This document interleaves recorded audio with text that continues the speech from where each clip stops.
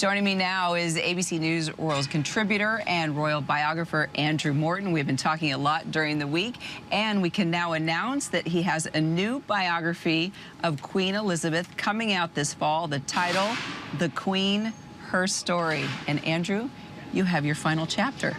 I have indeed. What a chapter it is. It's a chapter of tradition, a chapter of family, a chapter of drama.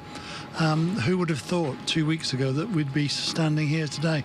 And I have to say, this is very much Groundhog Decade for me, because 25 years ago, almost to the day, I was standing here with Peter Jennings and Barbara Walters commentating on the funeral of Diana, Princess of Wales. It gives me the chills. And where we are, I mean, the most beautiful setting. Of course, the procession happened just over this way. We have the absolutely stunning Westminster Abbey just behind us. Take me back to that day, the difference between when you were here 25 years ago for the death of Princess Diana. It was a life short-lived, but this week, it's a life well-lived. It's a life well-lived. It's a full life. I think that people felt initial sorrow, but that's given way to a sense of celebration. And I have to say, the queue or the line is like the line at Wimbledon. I mean, everybody's friendly, everybody's chatting, and it's moving quite quickly. So all those people who are thinking of coming, come on down. All right, well, let's take you inside Westminster Hall, because we must talk about the crown jewels. The crown, the state imperial crown. There's so many details and so much history to this crown as we look inside the hall here. Where do we even begin? How about the history of it first, and then we'll talk about some of the stones. Well, the imperial state crown has been in the family for several centuries, and it is not owned by the monarch. Let's get that straight. It's owned by the people, and it's housed in the Tower of London. Which is why we get to visit it. We all get to visit it. We can all get. I visited it just recently, actually, with some friends who came.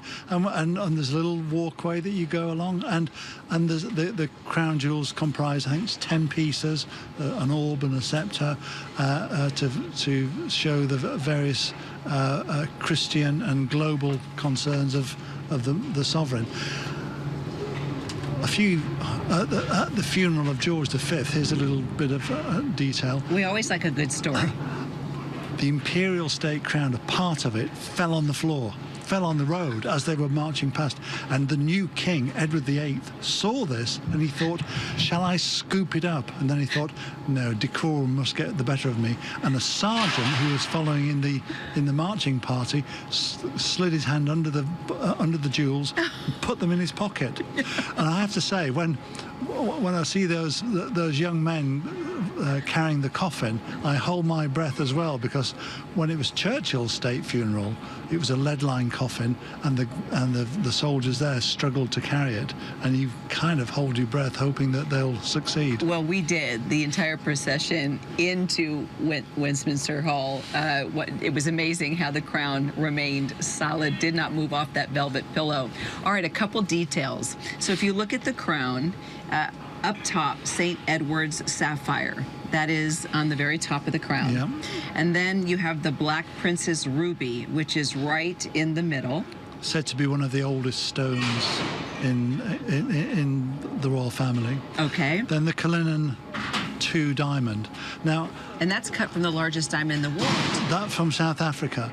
And legend has it that the Belgian diamond cutter looked at every facet of this diamond, of this huge, great diamond, and when he finally cut it and it fell away into several parts, he fainted.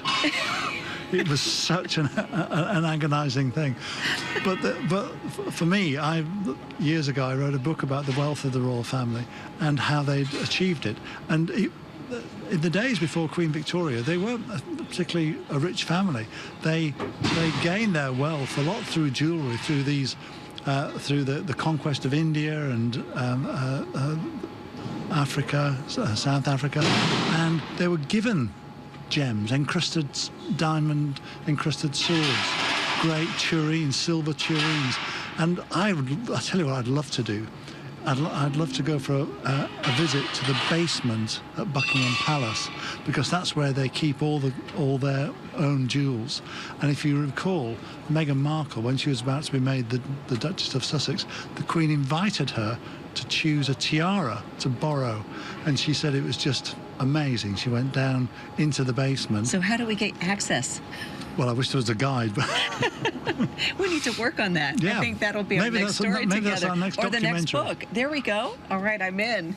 We're going to be talking more throughout this afternoon as ceremonies continue, as the Queen now is lying in state not far from where we are right now. We want to tell our viewers, too, we're sorry about all the noise. There's lots of construction going on, the scaffolds preparing, of course, for Monday's funeral. Andrew, so great to have you with us. My pleasure. Thank you.